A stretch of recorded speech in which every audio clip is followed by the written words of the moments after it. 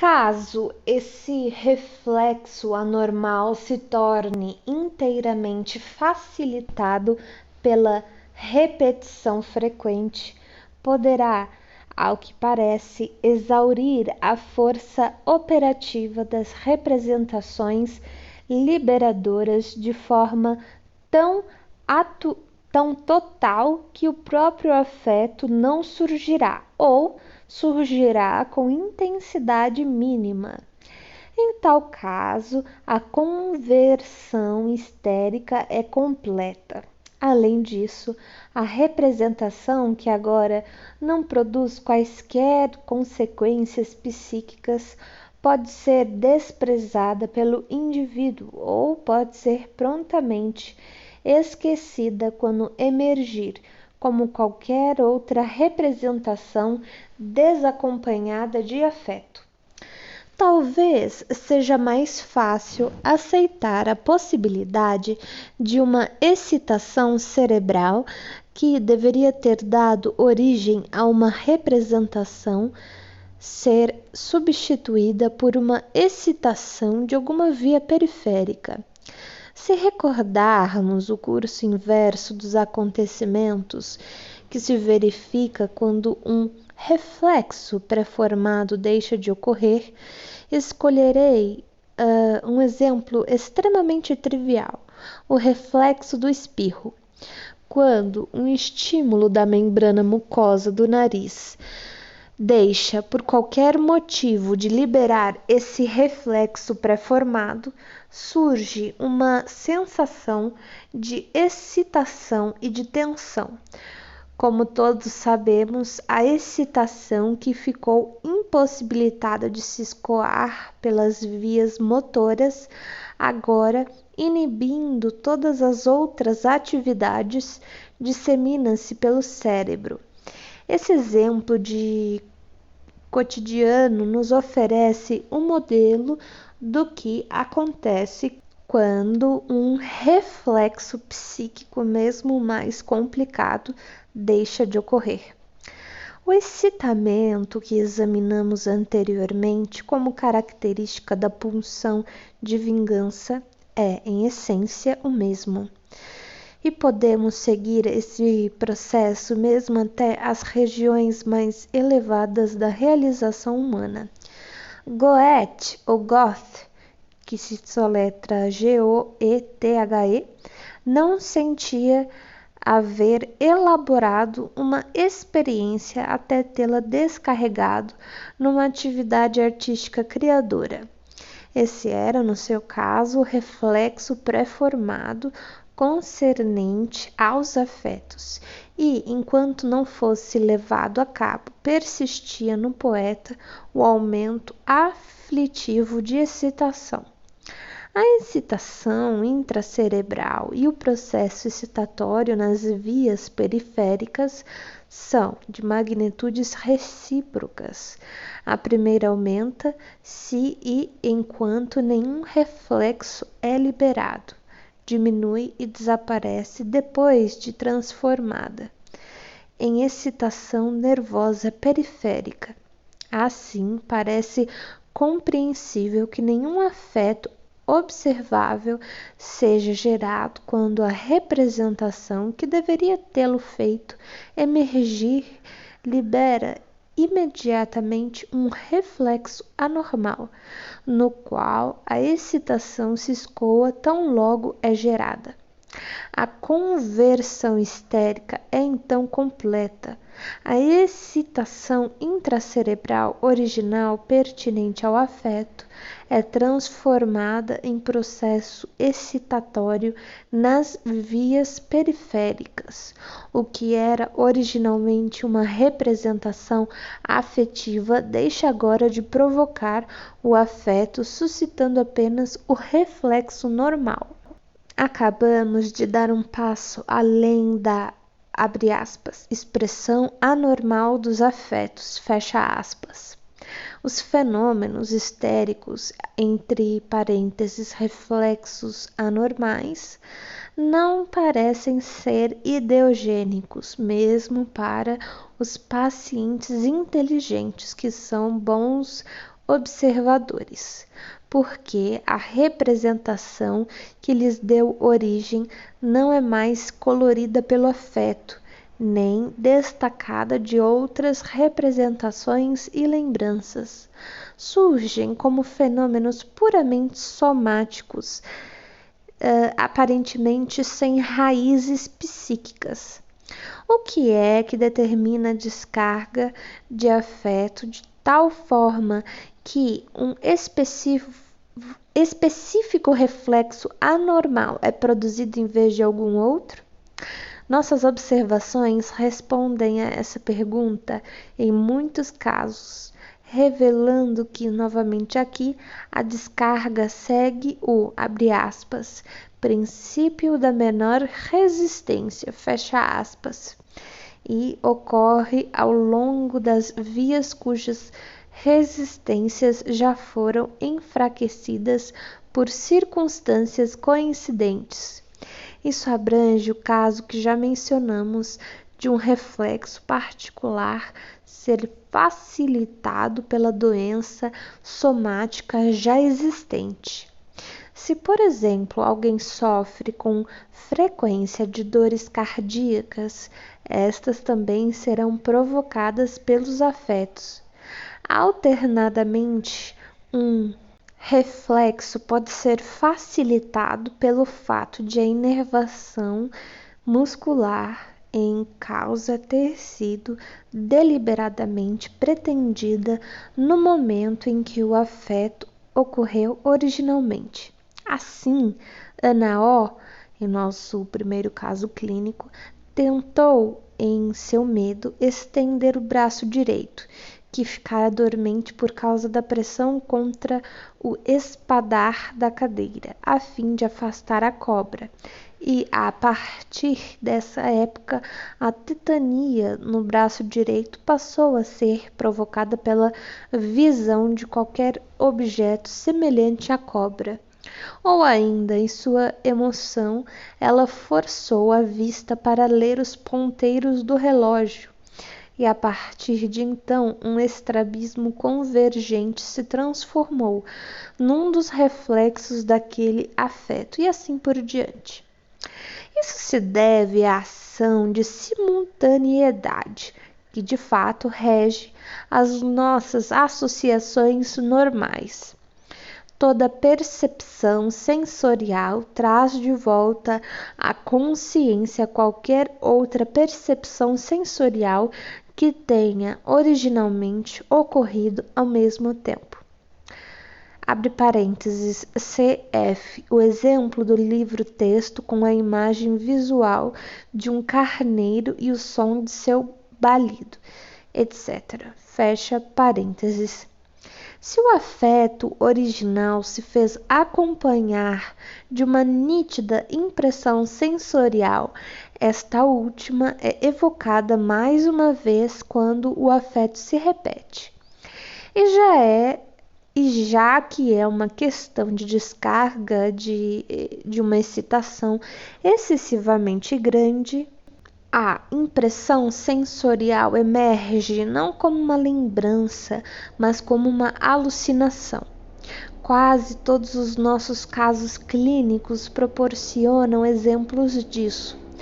É também o que aconteceu no caso de uma mulher que experimentou um afeto aflitivo numa época em que estava sofrendo de violenta dor de dente por causa de uma periostite, e que a partir daí passou a sofrer nevralgia infraorbital, sempre que o afeto se renovava ou sequer era relembrado. O que temos aqui é a facilitação de reflexos anormais de acordo com as leis gerais da associação. Mas, algumas vezes, abre parênteses, embora deva-se admitir só em graus mais elevados de histeria, fecha parênteses, há verdadeiras consequências de representações associadas entre o afeto e seu reflexo.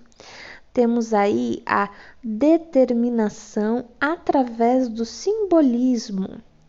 O que une o afeto ao seu reflexo é, muitas vezes, algum trocadilho ridículo ou associações pelo som.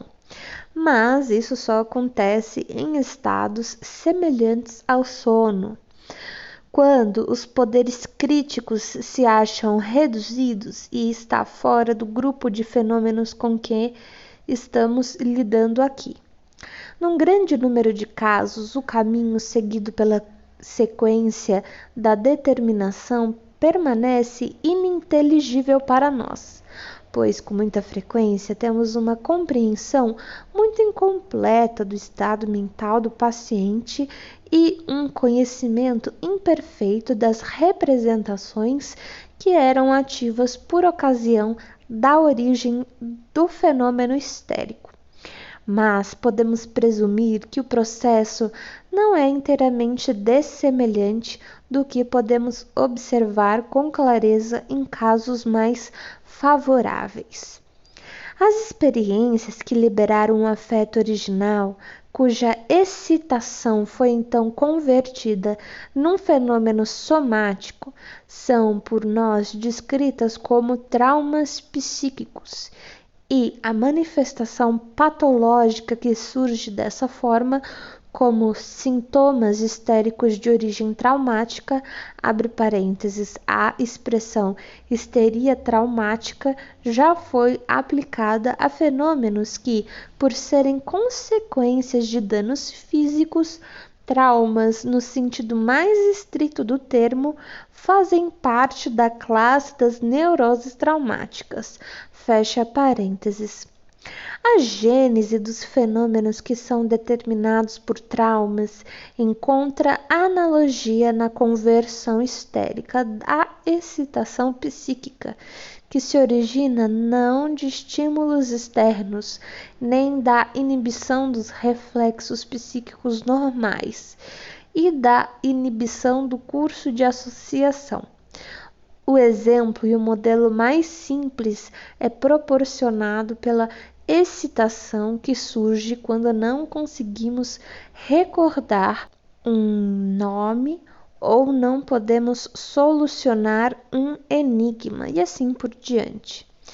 Quando alguém nos diz o nome ou nos dá a resposta do enigma, a cadeia de associações termina e a excitação desaparece exatamente como faz no final de uma cadeia de reflexos. A intensidade da excitação causada pelo bloqueio de uma linha de associações está na razão direta do interesse que temos nelas, isto é, do grau em que elas acionam nossa vontade. Visto, porém, que a procura de uma solução do problema ou o que quer que seja sempre envolve grande volume de trabalho, embora possa não ter nenhuma serventia, mesmo uma poderosa excitação encontra utilização e não pressiona a descarga, e, consequentemente, jamais se torna patogênica. Essa excitação, entretanto, se torna de fato patogênica quando o curso de associações é inibido graças à representações irreconciliáveis de igual importância. Quando, por exemplo, novas representações entram em conflito com complexos representativos enraizados. Tais são os tormentos da dúvida religiosa a que muitas pessoas sucumbem e muitas outras sucumbiram no passado. Mesmo nesses casos, contudo, a excitação e o sofrimento psíquico acompanhante, abre parênteses, a sensação de desprazer, fecha parênteses, só atingem um grau considerável quando entra em jogo algum interesse volitivo do sujeito. quando, por exemplo, alguém cheio de dúvidas se sente ameaçado em sua felicidade ou salvação. Tal fator está sempre presente. No entanto, quando o conflito se dá entre complexos firmemente enraizados de representações morais em que o indivíduo foi educado e a lembrança de ações ou simplesmente pensamentos irreconciliáveis com essas representações, quando, em outras palavras, se sentem as dores da consciência. O interesse volitivo em gostar da própria personalidade e estar satisfeito com ela entra em ação nesse ponto e eleva ao mais alto grau a excitação atribuída à inibição das associações. É uma constatação cotidiana que um conflito entre representações irreconciliáveis possui um efeito patogênico. O que se acha em questão na maioria das vezes são representações e processos ligados à vida sexual. A masturbação num adolescente com susceptibilidades morais ou uma mulher casada de moral rigorosa, a conscientização de sentir-se atraída por um homem que não é o próprio marido.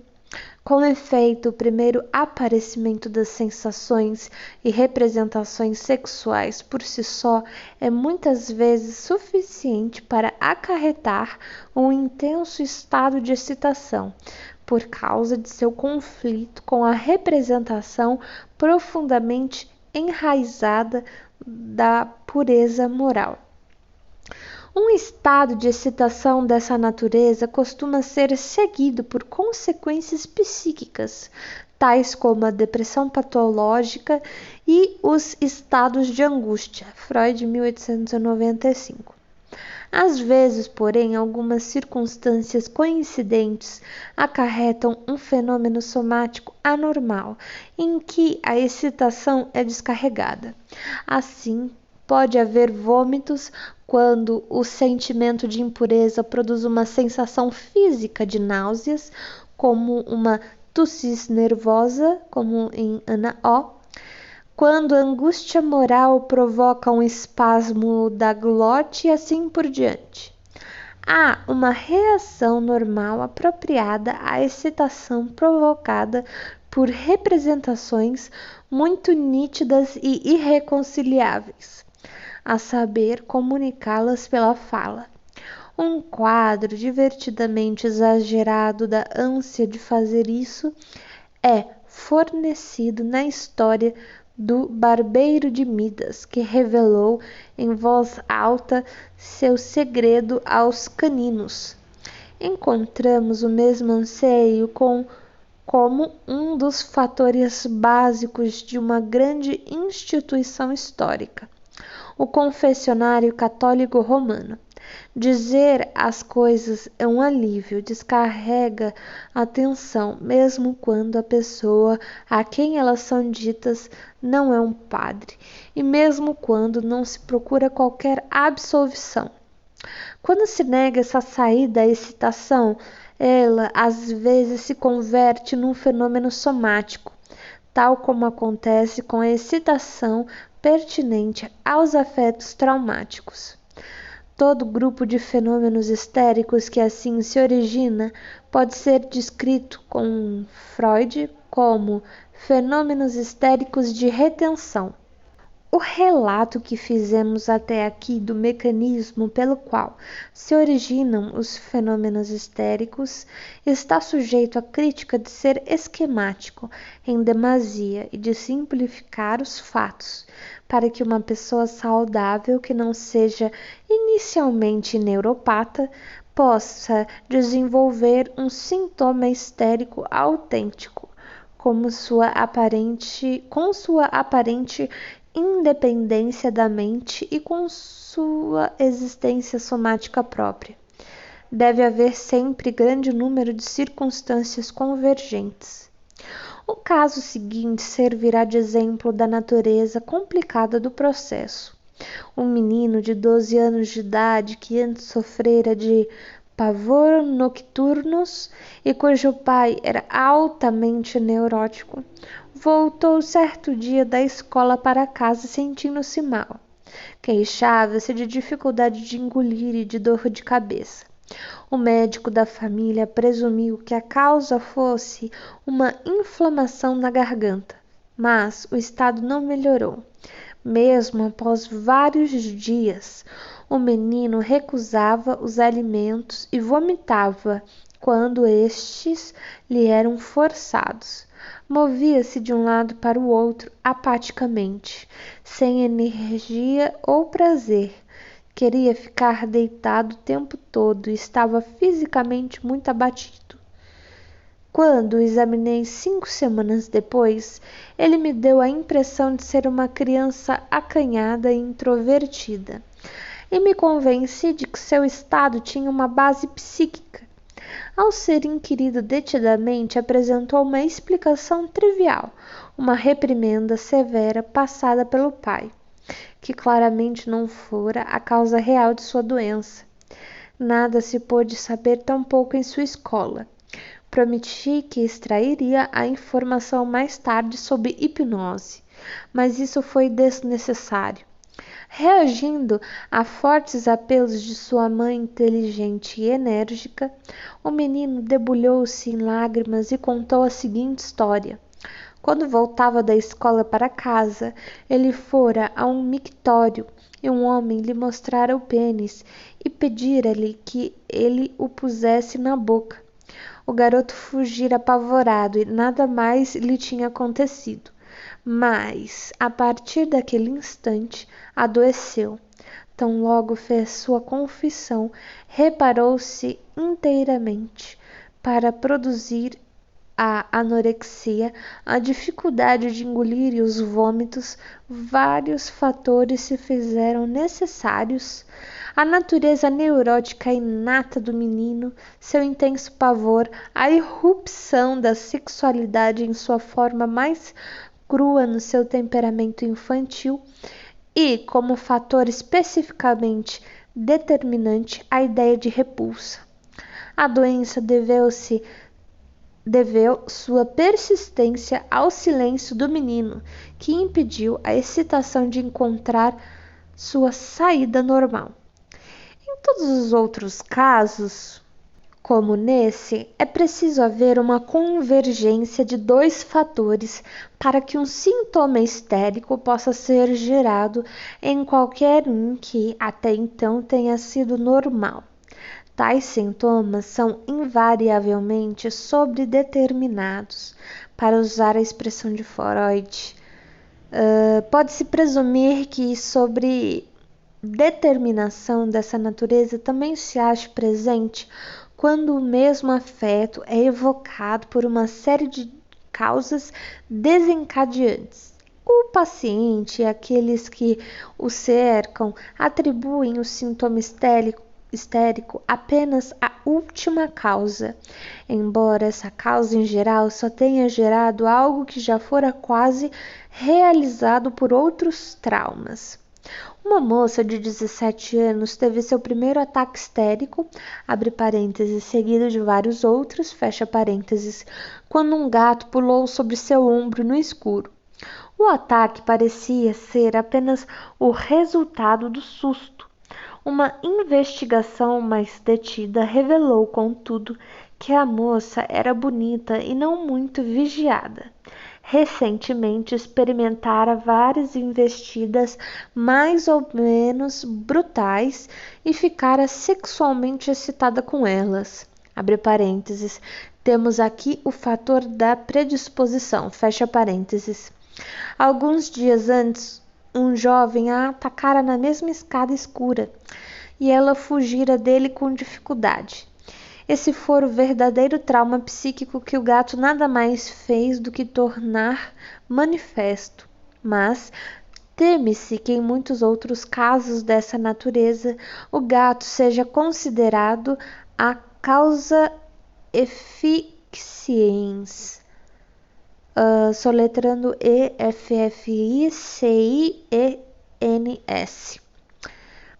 Para que a repetição de um afeto promova uma conversão dessa maneira, nem sempre é necessário que haja grande número de causas externas desencadeantes. A renovação do afeto na memória é também, muitas vezes, suficiente. Se a lembrança for repetida com rapidez e frequência, logo após o trauma e antes que seu afeto fique enfraquecido, isto é o bastante, caso o afeto tenha sido muito intenso. Tal é o caso da histeria traumática no sentido mais estrito do termo. Durante os dias que se seguem a um acidente ferroviário, por exemplo, o sujeito volta a vivenciar suas experiências assustadoras, tanto dormindo como acordado, e sempre com um afeto renovado de pavor, até que, afinal, depois desse período de elaboration psíquica, para usar a expressão de Charcot, ou de incubação, ocorre a conversão num fenômeno somático, embora haja outro fator em causa que teremos de examinar mais tarde. Em geral, porém, uma representação afetiva é prontamente submetida a um desgaste, isso é, a todas as influências mencionadas em nossa comunicação preliminar, que a privam pouco a pouco de sua carga de afeto. Sua revivência causa uma quantia sempre decrescente de excitação, e a lembrança perde assim a capacidade de contribuir para a produção de um fenômeno somático. A facilitação do reflexo normal desaparece e o status quo ante é então restabelecido. As influências do desgaste, entretanto, são todas efeitos de associação do pensamento e de correções por referências a outras representações. Esse processo de correção torna-se impossível quando a representação afetiva retira-se do contato associativo. Quando isso acontece, a representação retém toda a sua carga afetiva, visto que a cada renovação toda a soma de excitação do afeto original volta a ser liberada. A facilitação do reflexo anormal que se iniciou na época é finalmente estabelecida, ou então, se a facilitação já estava completa, ela é mantida e estabilizada. O fenômeno da conversão histérica, assim, se estabelece permanentemente. Nossas observações mostram duas maneiras pelas quais as representações afetivas podem ser excluídas da associação. A primeira é a defesa, a supressão deliberada de representações aflitivas que parecem ameaçar a felicidade ou a autoestima do indivíduo.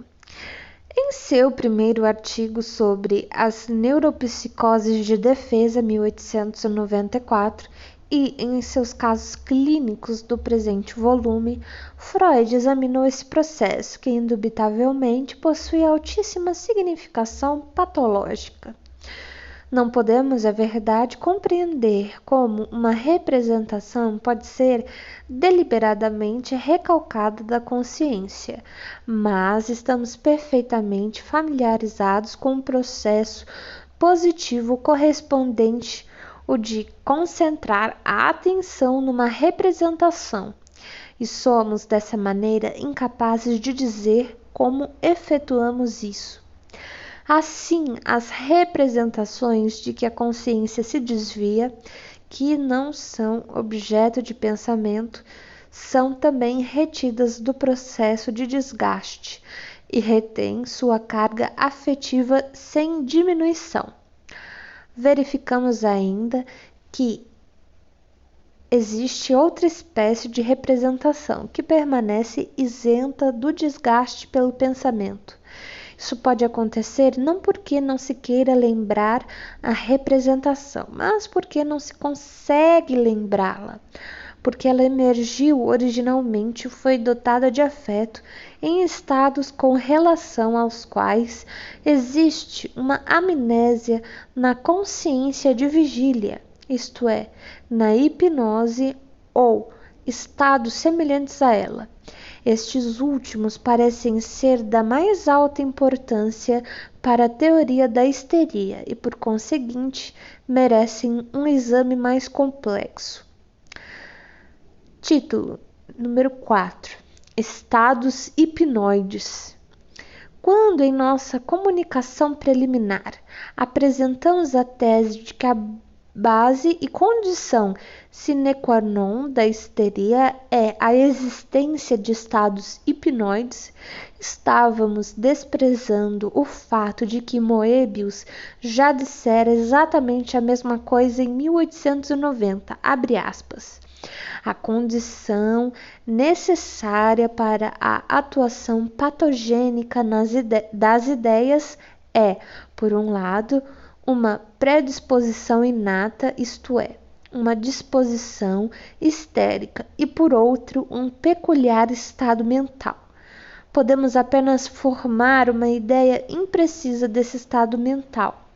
Deve assemelhar-se a um estado de hipnose, deve corresponder a alguma espécie de vazio da consciência, em que uma ideia emergente não depara com qualquer resistência por parte de outra, no qual, por assim dizer, o campo está livre para a primeira ideia que vier. Sabemos que esse tipo de estado pode ser acarretado não somente pelo hipnotismo, como também pelo choque emocional, abre parênteses, susto, cólera, etc., fecha parênteses, e por fatores que esgotam as forças, abre parênteses, privação de sono, fome, etc., fecha parênteses e fecha aspas. Moebius, 1894. O problema para cuja solução Moebius fazia aqui uma abordagem preliminar é o da geração de manifestações somáticas pelas ideias. Ele recorda nesse ponto a facilidade com que isso pode ocorrer sob hipnose e considera análoga à atuação dos afetos. Nosso conceito sobre a atuação dos afetos, um tanto diferente, foi plenamente explicado atrás. Não preciso, portanto, penetrar ainda mais na dificuldade existente na suposição de Moebius de que na raiva há um vazio da consciência, abre parênteses, o que reconhecidamente existe no pavor e na angústia prolongada, fecha parênteses, ou na dificuldade mais geral de traçar uma analogia entre o estado de excitação num afeto e o estado quiescente na hipnose. Recorremos mais adiante, contudo, a essas observações de Moebius, que, em minha opinião, contém uma verdade importante. A nosso ver, a importância desses estados que se assemelham à hipnose, entre aspas, os estados hipnoides, reside, além disso, e principalmente na amnésia que os acompanha e em seu poder de provocarem a divisão da mente, que logo examinaremos e que é de fundamental significação para a grande histeria. Ainda atribuímos essa importância aos estados hipnoides, mas devo acrescentar uma ressalva substancial à nossa tese. A conversão, a produção ideogênica de fenômenos somáticos também pode ocorrer independentemente dos estados hipnoides. Freud encontrou na amnésia deliberada de defesa uma segunda fonte, independente dos estados hipnoides, para a formação de complexos representativos que são excluídos do contato associativo. Mas, ao aceitar essa ressalva, ainda sou de opinião que os estados hipnoides são a causa e a condição necessária de muitas, na realidade da maioria, das histerias grandes e complexas. Antes de mais nada, é claro, devem-se enumerar entre os estados hipnoides as auto-hipnoses verdadeiras, que só se distinguem das hipnoses artificiais pelo fato de se originarem de modo espontâneo. Encontramo-las em grande número de histerias plenamente desenvolvidas, ocorrendo com variada frequência e duração, e muitas vezes alternando-se rapidamente com estados de vigília normais, como está no caso clínico 1 e 2. Em virtude da natureza quase onírica de seu conteúdo, muitas vezes merecem o nome de, abre aspas, delirium hystericum, fecha aspas. O que acontece durante os estados auto-hipnóticos está sujeito à amnésia, mais ou menos total na vida de vigília, abre parênteses, ao passo que é completamente recordado na hipnose artificial, fecha parênteses. Os produtos psíquicos desse estado e as associações que se formaram neles são impedidos pela amnésia de qualquer correção durante o pensamento de vigília.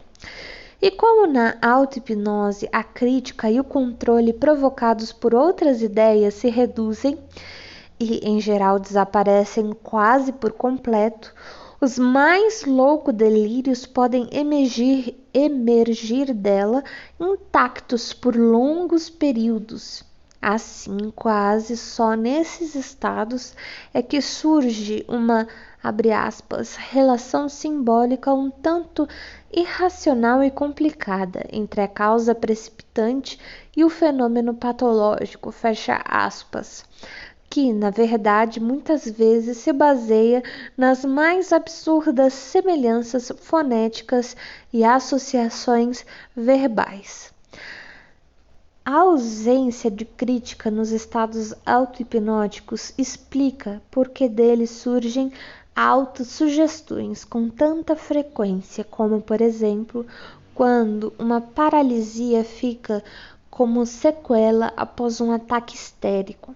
Mas, e isso talvez apenas se deva ao acaso, quase nunca deparamos em nossas análises com um exemplo de um fenômeno histérico que se tenha originado assim.